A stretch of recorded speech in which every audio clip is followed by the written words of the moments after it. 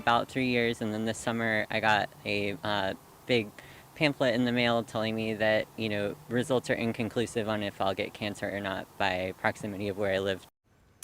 A shocking new study shows just how bad the air is in one South Memphis neighborhood. The study by the EPA points to a chemical called ethylene oxide, which is known to increase a person's risk for cancer.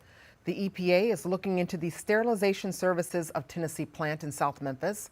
Right now, you're looking at a map showing the impacted area. And new tonight, Memphis City Council tells us that they're ready to take action to speed up the process to clean up the air there. Let's go to Fox 13's Kayla Solomon live in South Memphis.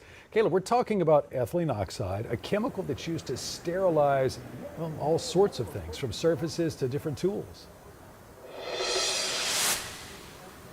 Daryl, and if you look at the National Cancer Institute's website, ethylene oxide is listed as one chemical that can actually cause cancer. And as you saw in that map, I'll show it again here. It's people in this blue area around the orange area that is the sterilization facility. The blue area is the surrounding areas around it. And those are the people with a higher risk of cancer. And it's something that residents say they've known about for decades.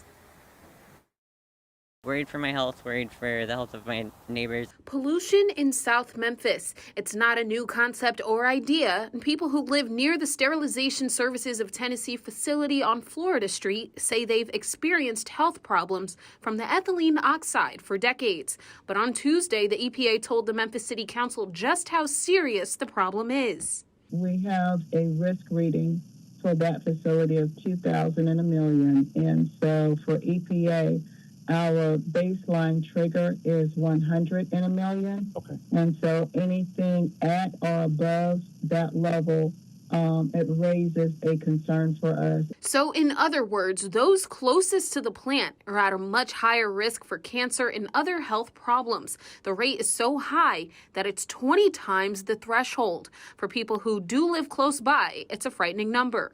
This is not the first environmental issue that's hit South Memphis, but this one's definitely close to home, and, it's less than, a half a mile from my house. Dylan Jones says she loves her home and does not want to move, but the risk is, of course, that she'll get sick.